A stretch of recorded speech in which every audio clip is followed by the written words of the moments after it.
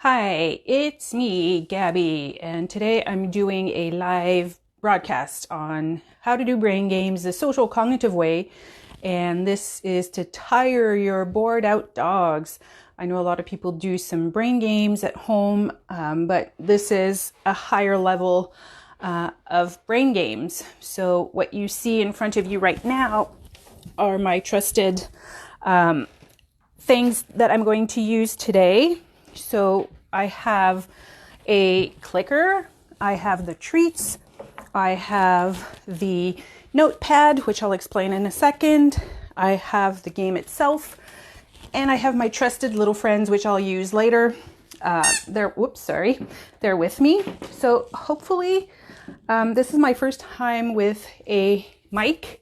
So if somebody comes online and can just give me a thumbs up that they hear me, that would be super awesome. So let me just do this. So yeah, I've never done this with a mic. I use my mic on other things, but if you're watching and you can hear me, a little thumbs up would be really nice so that I'm sure I'm not just blabbering and you can't see anything. So you can do the likes in the comments, and that will tell me if you hear me or not. I'm guessing that if nobody's doing that, it's because you cannot hear me. Okay, let me try it another way. Can somebody comment or just put a little thumbs up that will show me if you can hear me? And I'm guessing that you cannot hear me. Okay, so. Can you hear me now? If you can hear me now, you can do a little thumbs up in the comments. That will tell me if you're actually able to hear what I say. Anybody? Okay. Okay, let me just test this out because I'm not sure that people understand what I'm saying by hearing me. So if you can, let me redo this. Oh, you can hear me. Okay, so I'll remove the mic then and not use it. I wasn't sure if it was necessary or not because the camera is a little bit far away from where we are. So, but I have a very loud voice in general, so it might go ahead. So what I have here are hot dogs. I have hot dogs, I have my phone, another phone for the time because we're going to time this. Clicker is not necessary, but it will be for this game, which I have. And then the twister. The twister is Nina Otosan's hardest toy. And what we're going to be doing today is that we're going to time how long it takes Harriet to do the first round, and then how long it takes her to do the second round, and then see what are the differences in terms of her learning. So basically, if you've never seen this game before, it's the old Nina Otosan games. In my opinion, were the best.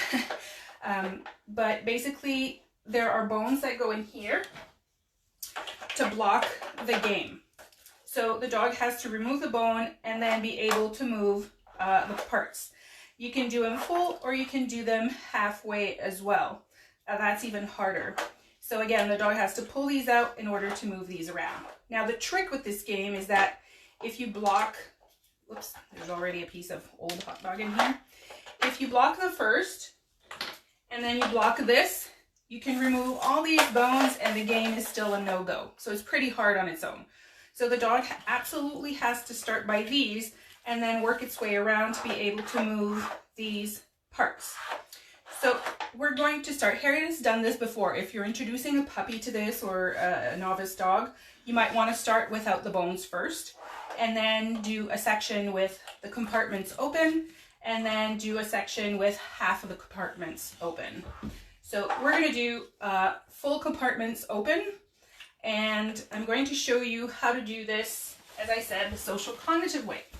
So the first step in the social cognitive way is that we're sitting on the ground with the dog, hopefully at eye level. But the reason is if the dog needs information or feedback on this game, we are right there. The second part is classical condition is happening. The dog is seeing this game, is getting a lot of feel-good hormones in its brain, and it's associating it with you. So we want to reinforce that connection of you and me so that we can take this problem-solving skill and bring it outside to the real world, so that when my dog is faced with a problem outside, it will look at me for feedback, and then I can show the solution to the problem, and then the dog executes.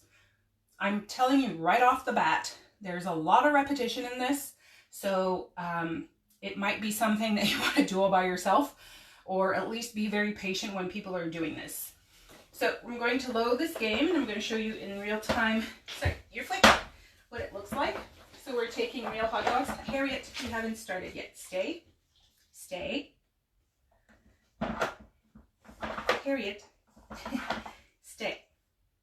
Stay. And so you can put Harriet. Stay. You can put their kibble in there. You can put their dinner. You can put, let me take it away. You can put, you know, anything they like. You can also make it hard by alternating like a big treat and a lesser value treat. That's always a good thing to do. So now that my game is full, I'm going to block it, and I'm going to put the pieces in. There is one piece in this game that is broken, so I normally put it at the beginning because it's really hard to remove and they will need help. So we're filling all this up. Yes, dinosaur. I'm very excited. It's a camera. Are you looking at the world? Is the world looking at you over here? Okay, she doesn't care about the world. She cares about playing. Whoops, my fingers. There we go. Okay, so normally I give this to the dog. It has to be calm and quiet. The game will make it to the ground, and the dog has to be relaxed when I do so. So, stay. If she gets all really excited, the game goes away. This is an impulse control.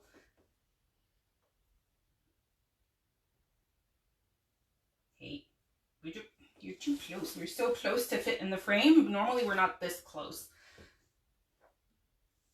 Okay. So obviously the first hole is open, so she's going to go for that.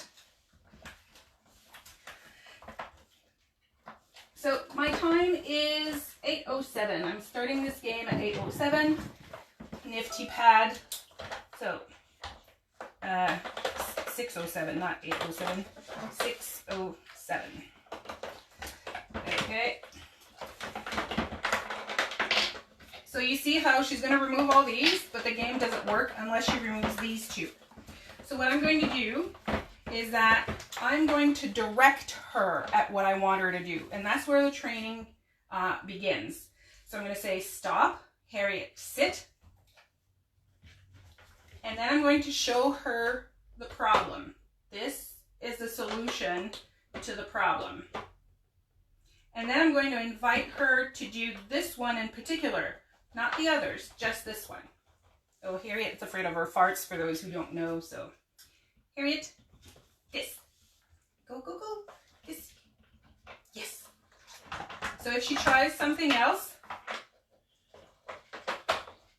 so the reason I stop her is I know that if she does all of these, she's working for absolutely nothing. Yes, good girl. That's the hardest one because it's broken.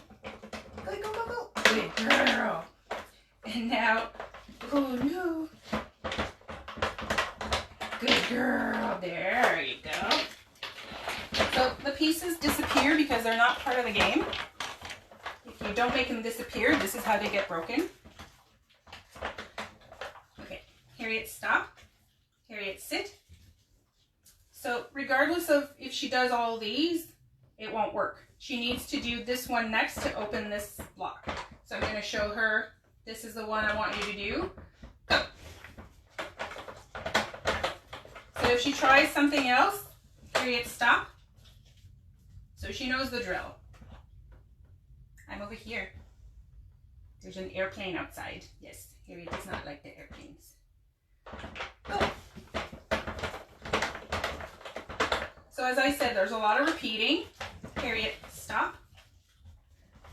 This one here.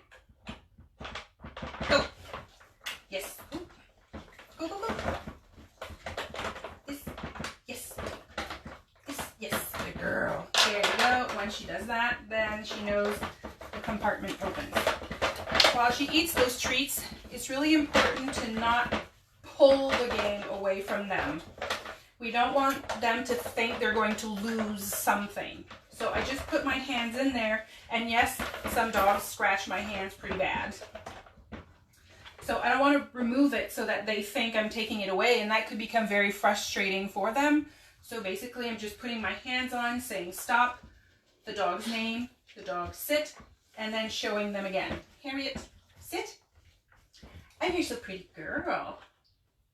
So, this. Go, go, go. Right here. Yes, good girl. Go, go, go. Good girl. Yeah, you have to open it. There you go. I can encourage physically. Good girl. I could make it easier by half turning the knob and lifting up a little bit. We're not here to discourage them. We're here to show them how to do it and then let them figure this out. Now, there's another option I could do as well, is ask her to remove all the bones, which would be hard, and then empty the game. So she would work hard, but for a bigger reward. Oh, it's right here. There you go. Harriet, stop. So again, I'm not pulling it away. I'm just saying, Harriet, stop. She knows it's a cue now to sit. This one. Go. So this is exactly what I want. Go, go, go. Come on. Come on. There you go. Super easy with the front teeth. Good girl. So that's what a directed session is. Whoops. You're too fast. Come on, you can do it. Yes. Open this one. Good girl. So now I'm going to trick her. Harriet, stop. Sit. So I'm going to ask her to remove this one, which won't stay. It won't do anything. So this is where the directed goes. So you saw her. I showed her what to do. She came right in, pulled it out. Bob's your uncle. That's what we want. So, Harriet, I'm going to do this one now. Go. Oops, stop, stop. Harriet, sit. He's not coming. Don't worry. Harriet, I'm going to do this one. Stop. So as soon as she goes for the other one, it's a no-go. Harriet, stop. This is where the listening comes in. Harriet, stop. Is this one here? This one. Yes. Yes. Good girl. And now this one. This one. Good girl. Stop. This one here. Now she thinks she can open one of the squares, but she can't. Stop. This one. Yes. Yes, yes, yes. Good girl. There you go. And now she can finish all three. I'm going to note the time. That'll be 6, maybe 14 or 15. Whoa, whoa, whoa. So if she forgot how this opens, then I'm going to show her Harriet, stop. Harriet, stop. And then show her how this works. Go. Good girl. There you go. That's exactly what we want. So that this exchange and feedback on how to solve a problem we can take outside into the real world and then work on difficult things. Harriet, stop. Sit. Sometimes the treats get stuck in there because she licks so much. So see, there's a little piece of hot dog in here. So I want to make sure she's not working for nothing when we're doing this. So yeah, we have 2 left. Here. Good girl. Oh, your feet. Okay. Yeah, good girl. So the game is finished. It is 6:14. What did I tell you? So I'm taking that down, 6:14. And then I have to say, Harriet, stop. Sit. And now we're done. So I'm going to refill this and then we're going to redo it. So I want to see if her time is shorter or if she can get to the problems faster. She can follow my cues a lot faster. So those are the 2 things we want to assess. And this has to do with memory. So Harriet, sit. Stay. So I'm going to refill this. It is very slobbery at the moment. You have no idea.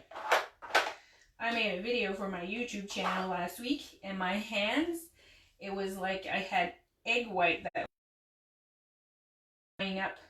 Basically, I opened my fingers, I was like a duck. So much drool. With the hair. This is why we don't wear our nicest clothes when we do this, because it gets pretty messy. But it's fun, and the way we do them, the social cognitive way, is really the most exhausting way to do this game. So now I'm going to do a bit, I'm going to do the same. But now I'm going to have her remove all the bones. It doesn't matter for my timing, because what we're looking for is precision. Does she really understand what I'm asking?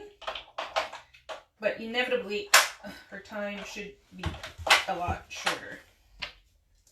But that's not necessarily what we're after. We're after her understanding what I want her to do. Now, Albert's a whiz at this too, but I can't have both in the same room because Albert becomes very possessive, and this creates a lot of feel-good hormones in their brain, so it really makes them feel good to do this, and it's literally addicting. It's so fun. And when you have a box and you have toys, like at the shop, we have at the school we have bins of games, and the dogs know exactly which bin is which, and so when we approach it, they're like, ha, yes, my bin.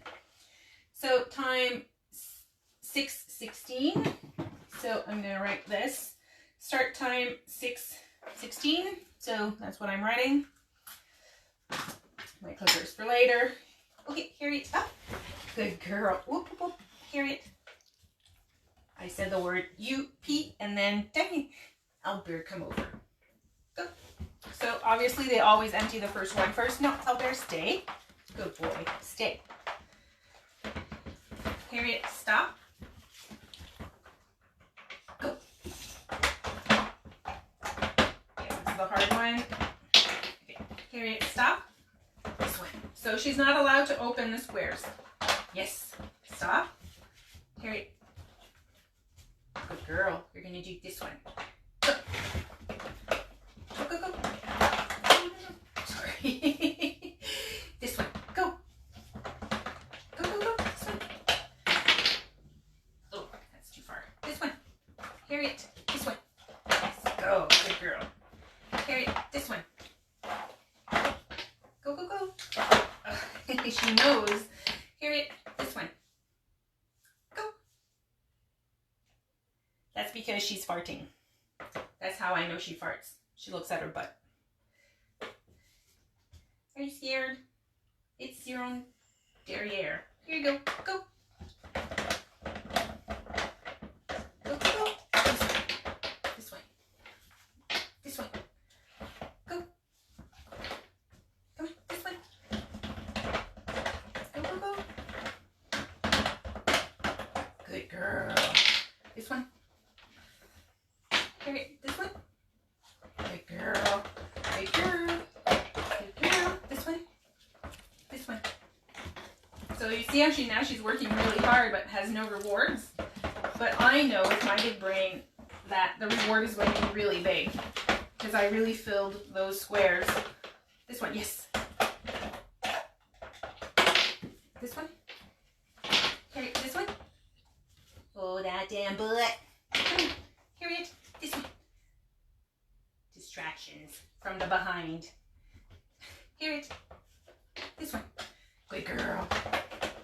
Good girl. And this one. This one. Good girl. Knock yourself out.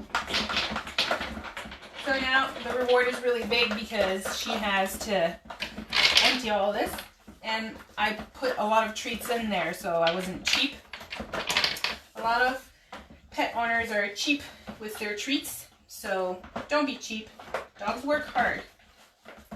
We planned, and this is a, I don't know what's the quantity of this, probably like a few, it's not written on there, but it's like a butter kind of container. So there's like 7 or 8 hot dogs in here. And then while I finish with Harriet and we conclude our session today, then I have to do out there. Good girl. Using your feet. Stop. Stop. I I just need to check where we're at. Stop. Okay, so we still have a lot to go. We have 1, 2, we have 3, 4, 4 empty. Okay. This one. This one. Yes. This one. Harriet. This one. This one. Stop. This one.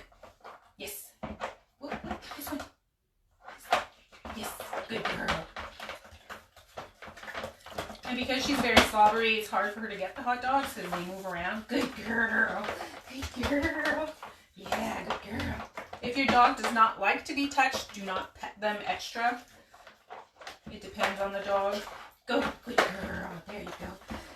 There you go. Good girl. There you go. You're on a roll. This one. Harriet. Stop. This one. Go. There you go. See how that was like precise? That's what we want. We want that problem solving. This one. Yes. Good girl. Good girl. Harriet. Stop. Oh, this one's, hold on, I think we're empty. Stop. Sit. So my job as a human is to make sure that she's not working for nothing. And indeed she is done. So 6:21. So that was 5 and that was 7. So the first round was 7 minutes. The second round was 5 minutes. Plus, the second round being shorter, she was also more specific to the actual game itself. So that tells me that she has a workable knowledge of this game and that it's relatively easy because it takes less and less time. We could refill it and it probably we could bring it down to maybe 4 or even 3 minutes to do. And this is one of the hardest of the games to do. I actually have to explain this game to humans, so that's how hard it is. So I'm going to get my other little knob here. This game is over. So this is one of the ways we do this type of game. Albert, stay.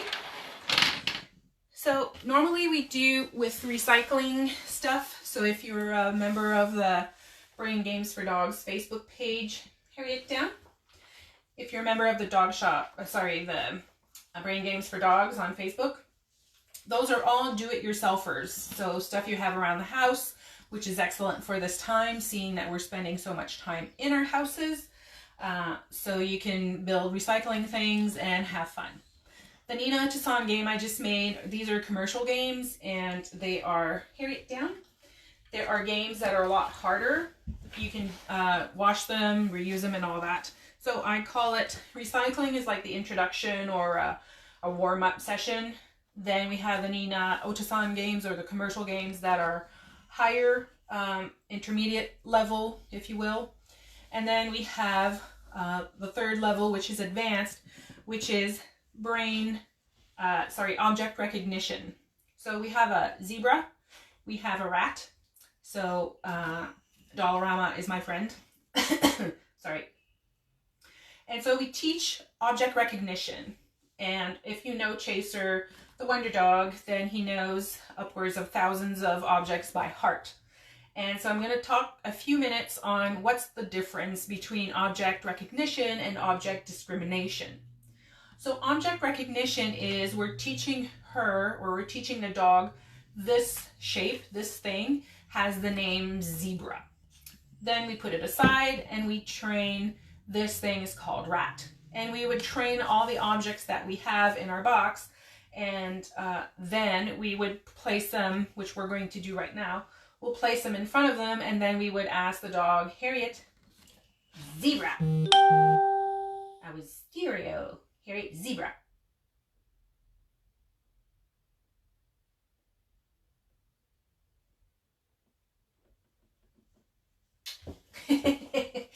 So we want her to be able to recognize zebra. That is object recognition. So we're teaching them the games and then they have to identify them. It's pretty remarkable on its own, but Chaser is able to discriminate the objects. So normally you train one object object 1. And then by introducing object 2, if you ask object 2, by discrimination, it is not object 1, therefore it has to be object 2. So dogs that learn this way are rare, thank God, but there are a lot of them out there. I call them Einstein dogs. And one of my famous dogs was Boreal, where she learned 48 objects, and we basically printed the word. So we taught her the word that was associated with the object, and we taught her 2 verbs, which was either touch, Albert, go, out, Albert, out, out. He's crying in that pitch that really gets to my ears. So we could take one classified word being touch or take. So that was our action verb. So we could say, like, pull out the card that said touch, and then we would pull out the card that said zebra, and amongst all her objects, she would go and touch or take the zebra. So, and that's all fun. It's a lot of work. Some of these dogs require, the Einstein dogs require, my record is 1 hour 58 minutes every day. So the dog has to work at least 1 hour 45 to 2 hours a day to be mentally quiet inside. It's a lot of work. Most people don't want these dogs because they're so much work. I mean, think about it, 2 hours a day of training just to keep the dog calm and chill. So I'm not a fan of those dogs. I could not live with that. I'm way too busy. I like our half hour, our normal training session is half an hour, and I have 2 dogs. So that's an hour out of my day to begin with. But it's scattered throughout the day, so it's not as bad. So the way we're going to train object recognition, she's already tired. The way we're going to train object recognition is that we're going to take one object, we're going to put it to her nose. So we're going to classically condition the name of this thing to the thing. So the name of the zebra to the actual, creature. But we want to move this quickly to the floor because with 2 objects, it's relatively easy to ask, which one is which. But if you imagine 5 or 6 objects, you can't hold them all. So they have to be on the floor. So I want to migrate this very quickly to the floor and then go from classical conditioning to operant conditioning, which is going from association to now actual action. Are you half sleeping, Miss Diva Dog of the internets? Yeah. So this is why my clicker was out. I'm going to put the treats on the other side because that is my free hand. And we're going to start by putting it to her nose and say, zebra. I'm going to give 1 treat. I'm just going to give her 1 treat. That will be enough. Zebra. So as I said, I want to migrate this very quickly to the floor. Zebra. Whoops. Zebra. Zebra. She's faster than I am because I have to wipe my hands. Whoop, pushing too hard. Honey bunny. Oop. Zebra. Gently. And now I'm putting it to the floor, but I'm going to hold it because she's going to tip it over. She's very excited. Harriet. Zebra. Every click Harriet hears is like novel. It's like, yay! Yay, I got it. Gently. Whoa. Gently, gently, gently, gently. Harriet. Gently, gently. We go back gently. Zebra. So I don't know if you can hear my zebra at the same time I click, but Harriet is very excited. Gently, gently. Harriet, gently. Zebra. Harriet, zebra. What are you doing? You're dancing with your back legs? Are you doing the boogie? Harriet. Harriet. It's break or nothing. I want to destroy the zebra. Come. Zebra. Good girl. I like it when you stand. It's a lot easier. So we're gonna repeat this multiple times. Zebra. Of course you're going to scare yourself. Because you're crazy. Are you farting again? Come. Come. Sometimes when she farts, she jumps up as if the devil had just pinched her butt. It's hilarious. Very destructive for the home, but hilarious. Okay, move back. I can't help you with that. I cannot help you with the air escaping your butt. Move. Out, out, out, out, out. Harriet, up, out. Okay. What are you doing? Harriet. Harriet, up. No, no, no, no. Up, up, up, up, up. Okay, okay, okay. I can't help you because of the butt. Okay. Can we start now? Where?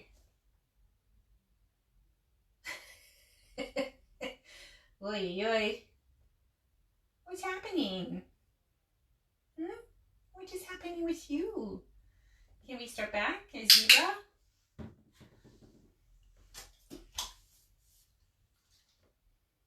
Oy. Come on. Zebra. It's a lot nicer though. You should always be farting. Her tail's between her legs. That's how much she doesn't like farting. Come on. Zebra. Yay.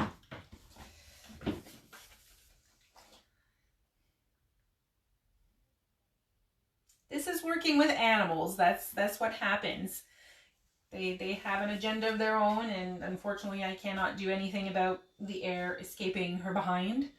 So we go with it, and if we have to cut this session short, so we will. What you doing? Is it scary? Is it scary? Are you fixed? Are you all fixed in your brain now? Are we back? Are we back in your brain? I can always ask Albert. Albert will be happy. Harriet. Zebra?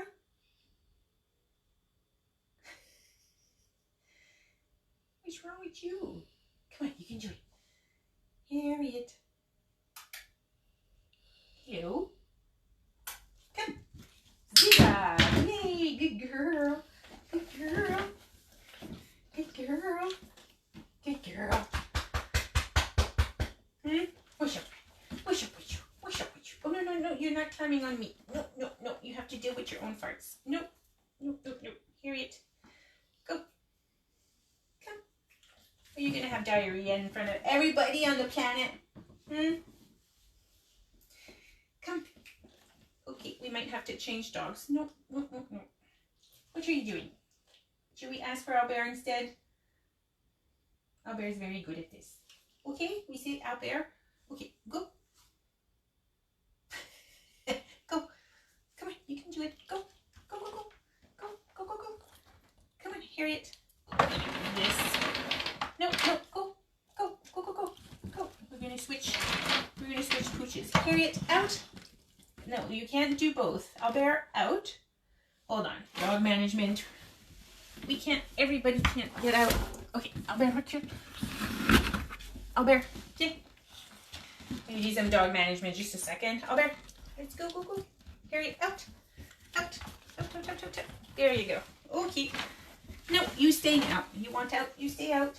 Hey, Boobs, what you doing? Albert's very excited. This is his favorite games. So we're gonna start the same thing. So I'm gonna restart the process just so you can see. Now we're with another dog, and he hasn't done Harriet's warm-up. So, Zebra. A lot more delicate. Zebra. Zebra. Zebra. So we bring it to the floor as fast as we possibly can. Zebra. And then I'm going to name it 5 or 6 times. So that was 1. Zebra. That was 2. Zebra. That was 3. They all love to knock this thing over. Zebra. That was 4. You have, whoop, here, Albert. Gently. Zebra. That was 5. And now we're going to go with the number 6. Zebra. So 6 plus a 4, that's 10. And that's pretty good for Albert. So that's classically conditioning the name of the object to the object itself. Now I want to be able to ask, and again, we're going to go into that social cognitive part. So we have a relationship, so our attachment is pretty secure. And Albert can't ask him to sit anymore because his back leg doesn't allow for it, so he kind of has to stand. But now I want to be able to ask him, but I need to ask him with his attention, not reactivity like this. This is just reacting. He wants to hear click. What I want is for him to actually look at me and then listen to me. I will tell him what to do, and then he will do it just like we did with Vanina, just on Twister game. So I like to have some of my space. So thank you. So this is a reaction. This is not what I want. Okay, stop. So remember that. Stop. Albert. Hi. So he looks at me and goes to do it. That's reaction. That's not thinking and connecting. Hello, Albert. Zebra. So that is what I want. I want him to look at me. I want him to pay attention, and you'll see it in their eyes, and then he can go and execute. If not, they're just randomly trying to do stuff to hear click, and that's not a cognitive process. There's the social is you and me working together and problem solving, but the cognitive part is listening to that cue. So we have to work against all those emotions to be able to focus into one simple task and direction. Albert, can you come over here? There you go. Albert. Oh, see, I just say his name and he goes to it. But I can see it in his eyes. He's not looking at me. He's just looking through me. Hi. Whoop. Hi. Ah, there you are. Albert. Zebra. So you see that when he actually is present mentally, we see it in their eyes, and then I know that they're going to succeed. I like to say the brain follows the eyes. It is how that system works. So if the brain is, if the eyes are looking at me, then hopefully that brain is also looking at me. But sometimes they look at you and they're just kind of staring through you or not as focused on you. So don't worry, when you start trying this, you'll see the difference. It's very, very, what do I want to say? It's very clear. Hi, Albert. Whoop. Hello.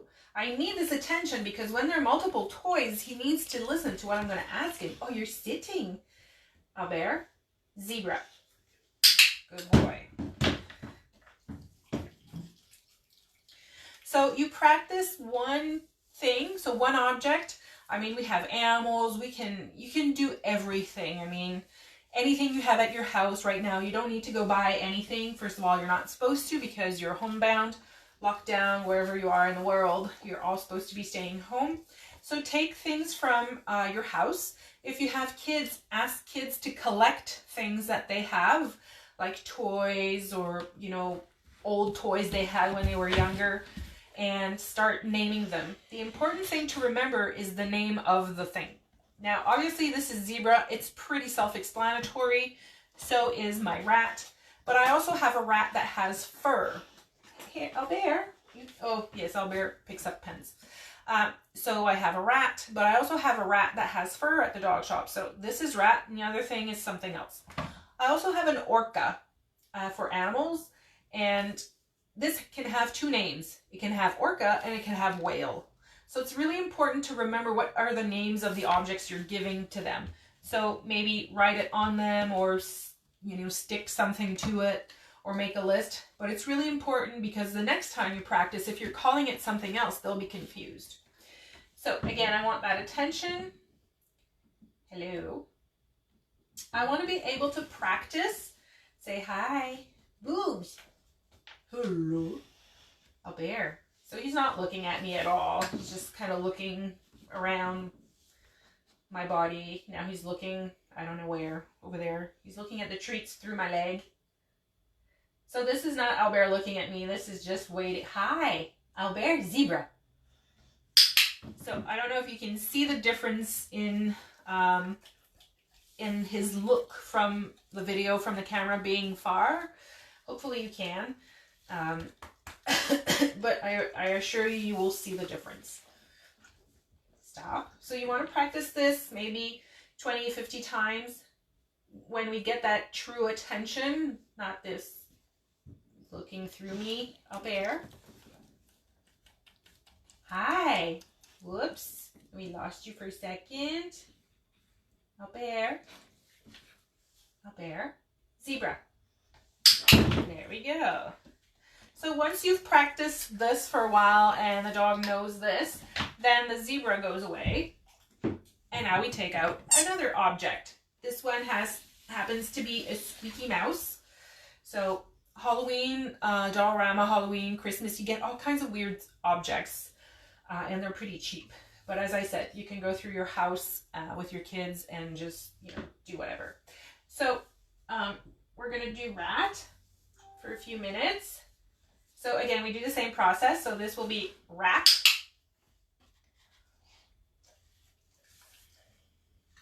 Rat. Harry is sitting in the gallows looking at her behind. Whoops. Okay, it's okay. You'll get it next time. You're just making a lot of drool on the floor. Can move so people can see you. Here you go. Rat. Rat. Rat. Rat. Rat. So I'm going to do my extra 5 or 6. I normally do like 6. So rat, that was 1. Rat, that was 2.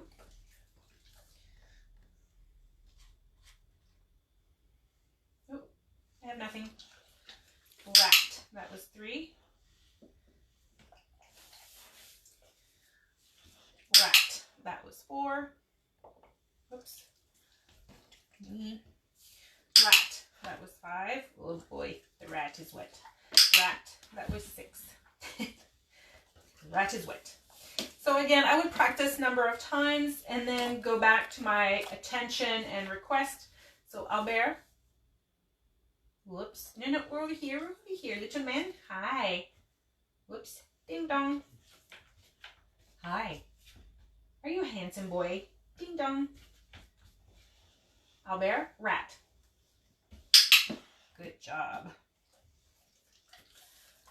So again, you would practice this number of times. I'm just going to do 2 or 3 and then continue with the process so that you can see it and I don't keep you here forever because I can if I wanted to.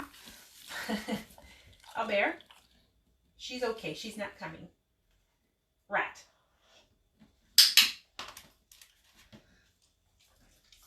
I'm going to move it a little bit. Albert. Rat.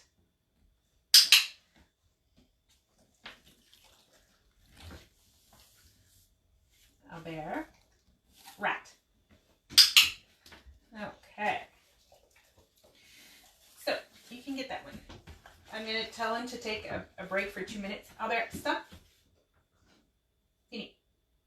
We're done. Voila. Good boy.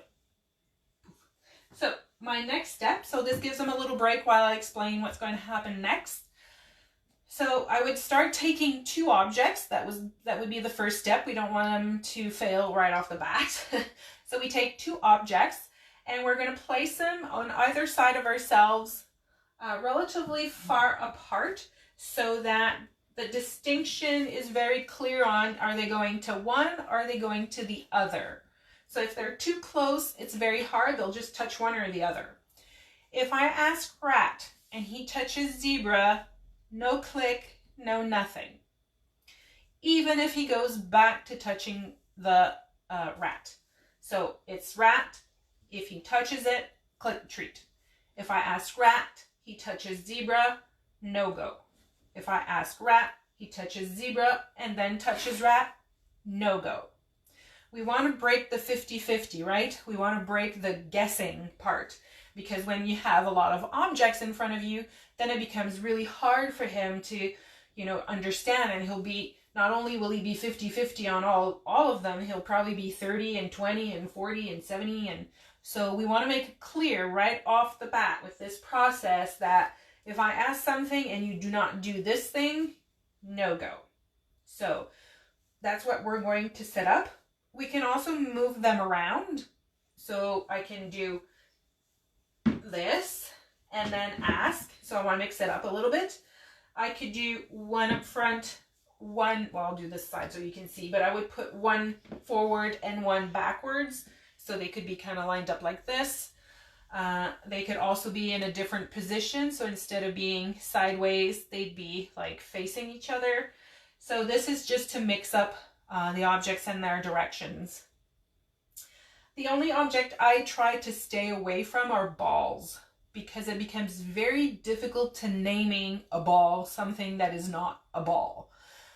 So if you want to use a ball, then use a tennis ball and only use that. Do not use any other shape or form of ball or rolling object. Some of the popular objects that I've had in the past are like My Little Ponies, Barbie dolls, color shapes from like young childhood, Dollarama animals. If you're using Dollarama animals, take the giant ones. Do not take the little ones, because if they swallow them, then you know it's a risk hazard. So take big things that they can't easily swallow in their mouth, even if it's just by accident. So big things, remote controls or old containers, stuff around your house that you're not using. It can be an old shoe. I mean, name it. As I said, Chaser knows above. He's at, I think the last time I looked, he was at 1,025 objects. So, you know, be creative.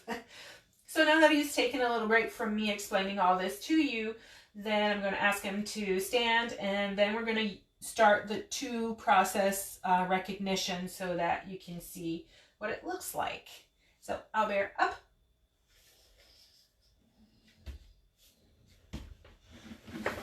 Whoa. Up. There you go. Okay, so I need my space. So Albert, stay. So again, I'm going to place them just far enough. So I like to do like a knee and knee. And then I want him to look at me. And when I say the object, then he goes. If I haven't even have time to say the object, like I said, zip, and he's already going, that is reacting. We do not want to pay reacting. We want to pay listening, then problem solve. So up air. So no go, because I didn't even ask anything. Albert.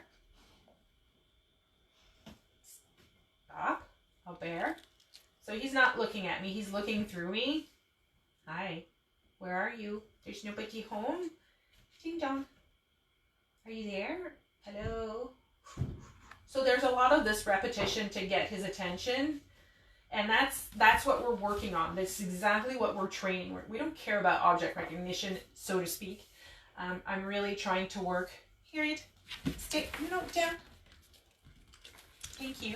Okay, but I'm not you. Up. That's what happens when you have really nice trained dogs. Albert, up. You stay.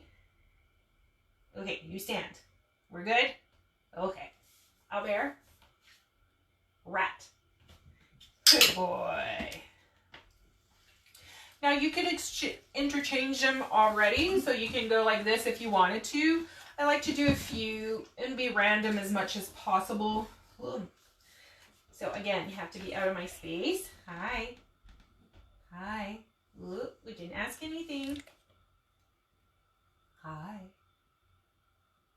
Albert. Zebra.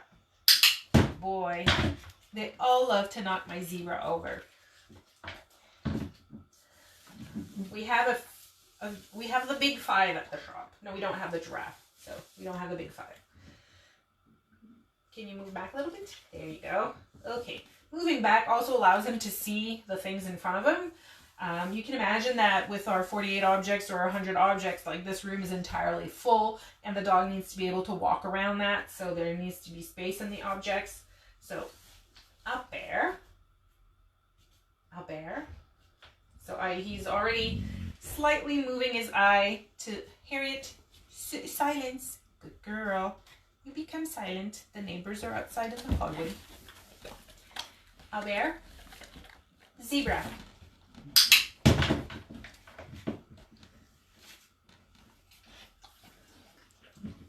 You can ask 3 times the same object. You can ask interchangeably.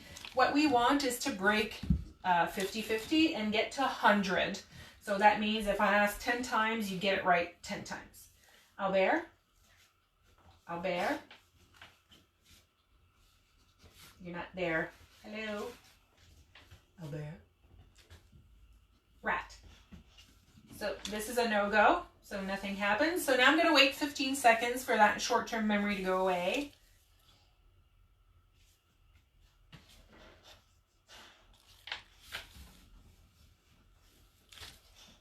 So he touched the rat after, and as I said at the beginning, that's a no-go. So now what he's going to do is go for the rat, even if I ask zebra, because he didn't get rewarded on it. So I am going to ask the other one. Albert? Are you quitting? Albert? Zebra. So what did I tell you? You didn't get it right. Albert? Are you crying because you're frustrated? Ooh, everybody's burping. Albert? I know she's fine. Albert? Where are you, little man? Albert?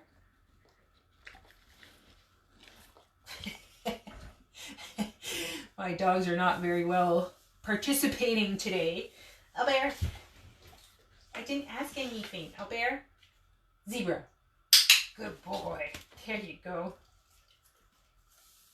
So now I am going to switch them. So I was saying you can ask the same animal 5 times in a row if you want. Doesn't matter. We're trying to break 50-50. Albert? Albert? Hello? Ding dong. Albert?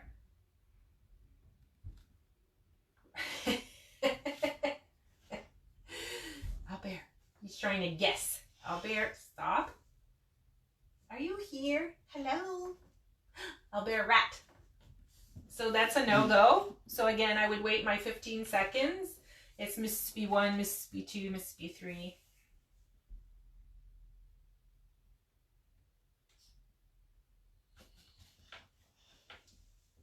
Okay. Albert? Zebra. Oof. You're so difficult today. If you've been following some of the videos that I've been doing on YouTube and everything, you know that he started to suffer from dementia, so it's hard in there. It's very hard. Yeah. Albert? Albert? Zebra. Oh no, fail again. And this is why we move him around, because we don't want the zebra to be geographically trained so the zebra is always on my right. I want to move it around so that he knows exactly what this thing is. And as you train this, they get a lot better, and they do break the 50-50. They do get to 10 times out of 10, and so on. And obviously, there are Einstein dogs and there are non-Einstein dogs. So my dogs are kind of in the middle, you know, halfway, which is really nice for me. But basically, what we want, I have to stretch this leg. It's fun to have dogs that are willing to train, but that are not overly smart because they require a lot of work. So this is something that will really tire them out. And when you do some brain games the social cognitive way, you get animals that literally, and this is not a figure of speech, they literally pass out. They're exhausted, they've worked their mind. It's the equivalent of you during your downtime at home self-isolation, that you're learning new things and you're online doing webinars, and you may be even part of our classes on our website. So if you're subscribed, you're going through our webinars, you're going through, you're learning things. And there's so much you can do in a learning session before your brain is exhausted and you're like, I have to go do something else. So it's the same thing with dogs. When they use their minds social cognitively, social being our connection, and then cognitively doing tasks that are relatively hard, then they get tired. So if you imagine a Staffordshire or a Terrier that's super hyperactive, or those doodles that are always super hyper, settling and being able to work their mind is really, really hard. I know you see half my face there, but it's really, really hard for them. So when we are using this, what's happening is our social connection is deepening. So we're working on a positive attachment. So in other words, we're building a secure attachment through our working together and problem solving together.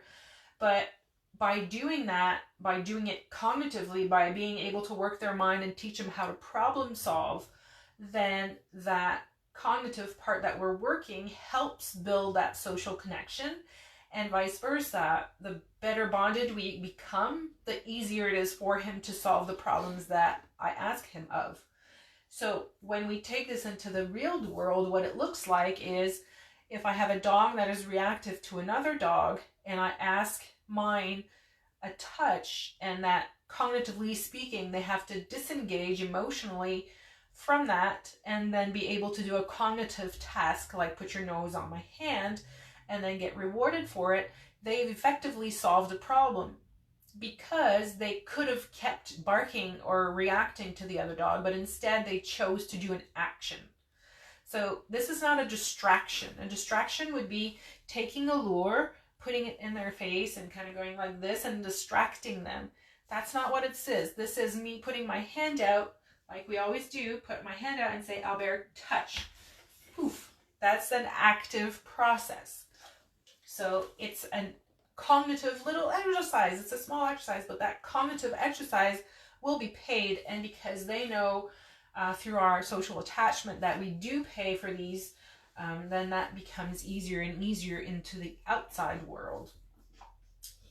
And a step further, once you've trained this and it becomes part of your life and your training, what happens is a dog sees, let's say, another dog, and instead of reacting, will ask you to help it through this situation.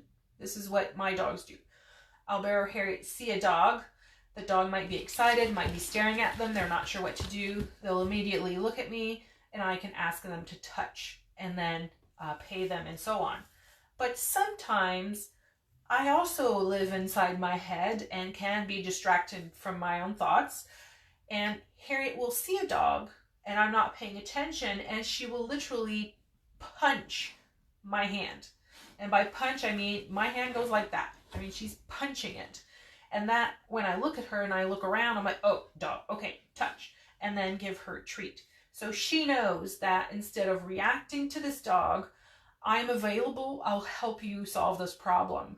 So it's a very fun way to train animals, the social cognitive ways, that we're building something that is a relationship, that is a cognitive ability, into an environment that sometimes is really, really difficult.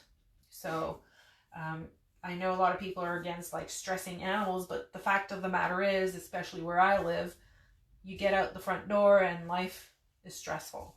I once, last summer, got up, came out of bed, went downstairs. There were 10 fire trucks, 3 ambulances, Videotron, Bell, Gas, Metro, and it was a horror scene. And I'm on the balcony and I'm like, what's happening? And then I smell the gas and there's a huge gas leak. Well, lo and behold, I mean, we're stuck outside and now we can't go back in. And it's a super stressful environment. But my dogs were just laying on the ground like Albert's doing right now. And we were doing little micro touches like this, like that. Good boy. And then just, you know, I didn't have treats. So it's like, good boy. And then give me a kiss. And so it works and it builds on a relationship. And it was a lot better for them to stay outside for 3 hours while they fixed the whole problem. So life is stressful. Sometimes stuff happens and you have no choice. You get caught up in it. So when the dogs learn social cognitively speaking, when things happen and it's an environment that is not conducive for learning, well, guess what? They're still going to do it. And that's what's magic about this. Yay!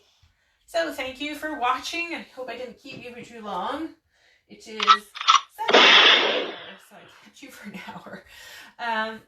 Well, thank you for watching. If you have questions, just ask in the comments. Please don't knock the camera over, Albert. You're going to see his big nose because Albert always has to go put his nose in cameras. That's his trademark. So yeah, if you have comments or questions about this whole approach, or if you want to join our subscription, then by all means, we'll be happy. Just a little FYI on our subscription, on our website we have subscriptions. We have monthly subscriptions. We have toy, standard, and Molassa breed. So basically entry, intermediate, and higher levels of training online. So right now, because of the self-isolation and being home, what I've offered is for $15 for the next month, you have access to the entire content. Plus, I'm adding more content for your learning needs. So if you want to, you can join through there, and you have all kinds of stuff to look at, and resources and newsletters and so on. So it's a pretty good deal. And I'm going to end with one of Albert's favorite, his superhero skills. I trained him to pick up my pens because I have fibro and it's easier for him to give me pens. So he's been trying to get to my pen since the beginning. So when I drop a pen, Albert picks it up, which is not easy feat, and then he gives it to me. So whoever drops a pen, I mean, the students know Albert's going to go pick it up. And Albert has a huge underbite. He has an inch. His lower jaw is longer for about an inch. So picking up a pen is a task and a half for him. It's really hard. But he's always willing. So every time he sees a pen on the floor, he wants to go pick it up. Because that's his job. Thank you. Thank you. And let me just say ciao for now. Hey, dinosaurs.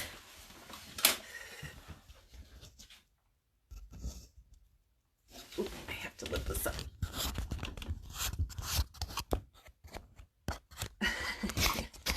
I can't end.